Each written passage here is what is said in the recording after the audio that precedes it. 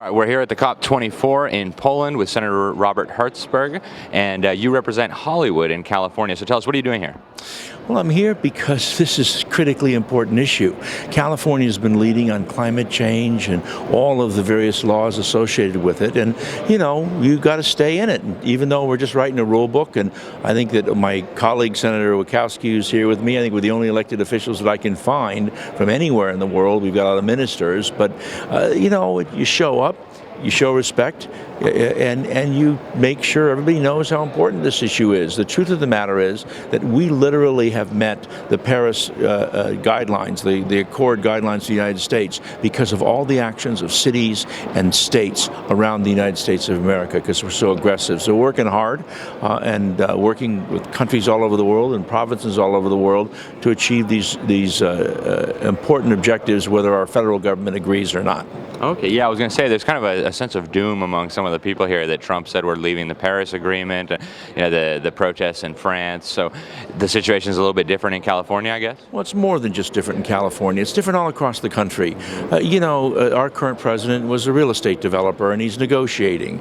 And I know it affects people on the world stage. The fact of the matter is we just got to stay focused and can keep doing the work. We are having a gigantic impact across the United States, and this is where the action is, quite frankly. It's at the provincial level. I just was in Nevada last week with Chinese leaders at the provincial level. I'm going tomorrow to China to work on environmental issues and build cooperation. All of us are energized on achieving these goals, and I think that, you know, this is a blip in the screen with somebody who's trying to negotiate and make a lot of noise, but who cares? We can't be distracted, and we won't be distracted. We're all here, and we're here today, Senator Wachowski and I, just for that purpose. So are you involved with the We Are Still In effort? And I guess California is still sticking to the Paris, Absolutely. Right? We were there speaking yesterday and whatever, we're in. We're in, we're in, we're in. 100% we're in, and we're going to continue to do everything possible to reduce GHGs, deal with climate change, and fundamentally re-engineer how we deal with energy policy. And the good news in California is we have the impact where others have followed us, and we have led. But we're building the infrastructure. I'm the former Speaker of the California Legislature, with speakers from other states, with presidents of senates from other states, with mayors from around the country. Very effective stuff. Arnold Schwarzenegger's helping us. There's a lot of people involved in the process, and the fact that the President of the United States doesn't agree, I think he's a party of one, and maybe a couple of his friends in the coal business, but beyond that, he's not impacting it. We are too big to fail. The electric train is out of the station, and he's living in the days of Sputnik. Ain't happening. We're rolling. He's a blip on the screen. So to kind of play devil's advocate, suppose we get another Democrat president at some point and they start saying, well, we're still out. I mean, would that be legitimate, or how would that situation work? I don't think it's going to happen. I think it's harder for the United States. And if you look around the world, I'm pretty much a globalist, it's hard. Nation states are having trouble being able to organize. But it doesn't matter. What matters is, are we effective or not? Are we reducing GHGs, whether it's at the state level or not? Barack Obama tried to do this at Copenhagen and couldn't succeed. Why? Because there were different parts of the country. One size doesn't fit all. Same thing's happening with other parts of the world. We can't let that impact the larger cause. Take what we can take, push hard, develop objectives, reduce prices, and like in California, what's happened? Our economy is up. We're growing at a faster rate than the rest of the country, and our green energy economy is growing at a much faster rate. There are jobs, high-wage jobs. There's an ability to domesticate the work. Every local politician wants to make sure there's work. Well, guess what? If you're sitting there and creating wind energy or solar energy and you're building the projects, in large measure, you're not importing those things. You are building it and creating local jobs. So there's a unity of interest between a green economy and a successful economy. And we've proven that. And you mentioned that you were going to go to China soon, and that California is kind of working with China. What does that look like? Well, I'm involved with what's called the State Legislative Leaders Foundation, and we have a coalition with the Chinese government, all the leaders from around the country, and we work and meet with provincial leaders. I just was in Las Vegas last weekend meeting with a couple dozen provincial leaders from around China, going tomorrow to Chengdu, then to Beijing, and, you know, we share information, we try to build cooperation, cooperation and help businesses, help build understanding. And it's just a slow but critical process. I've been doing it for many years, and it's being successful. Okay, and there's this question here, I think especially with what's going on in France, about how do you bring the people along? I think especially it's true in America, maybe not so much in California, but a lot of people kind of don't even believe the global warming thing. So how do you bring the people along to get them on board with this? It's about price and convenience. It's real simple. We can't, in every political movement, you can't get out there and expect people who try to run their daily lives to worry about all the nuances and how many pounds of carbon it is. Am I using less energy than my neighbor? Right?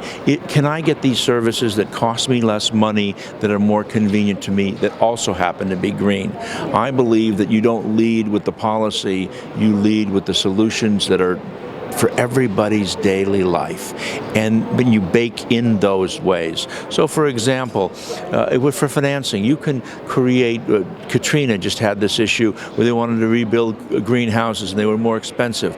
Well, all of a sudden you go work with the CRA, the Community Investment Act that's required in the United States for banking, and you bake in the loans that these houses that are more efficient can reduce the interest rates, that you can pay back part of the cost of the loan for the reduction on your energy bills.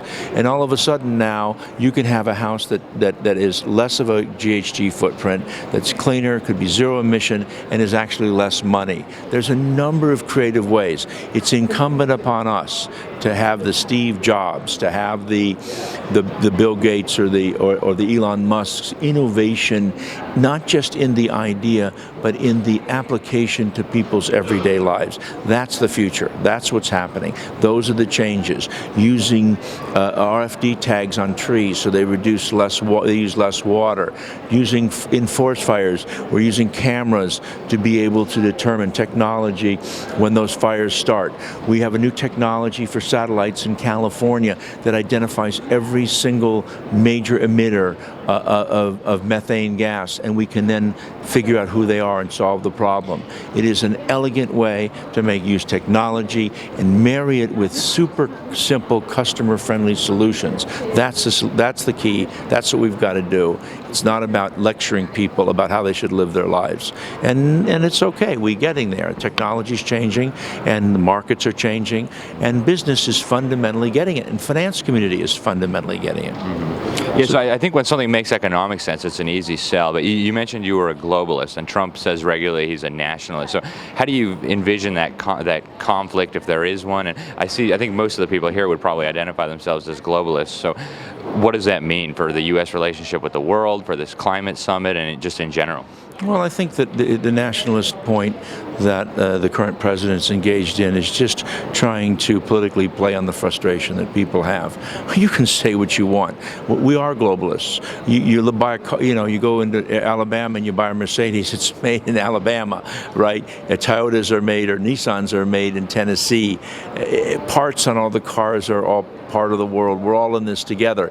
30% of the particulate matter in Los Angeles Harbor comes from China. The world doesn't work on artificial lines. So we all are globalists. Nationalism is really built around the concept of fear, right?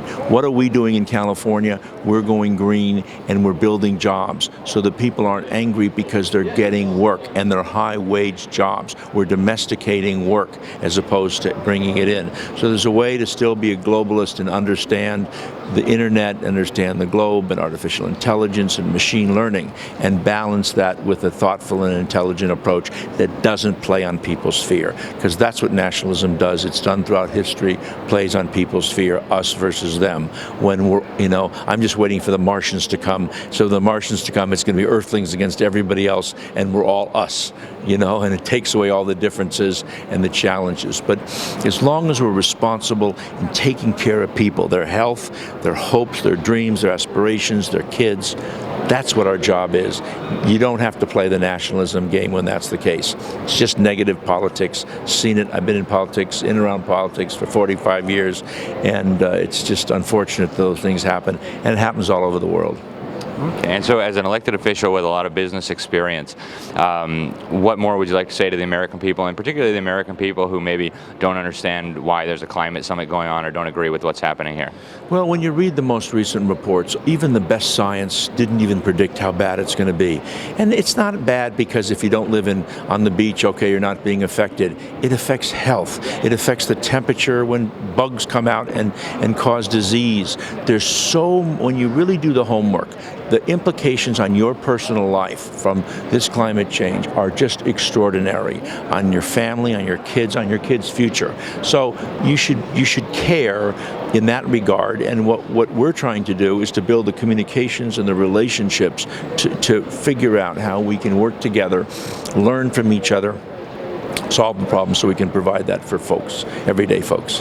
Very good. Well, thank you very much, Senator. Thank you very much.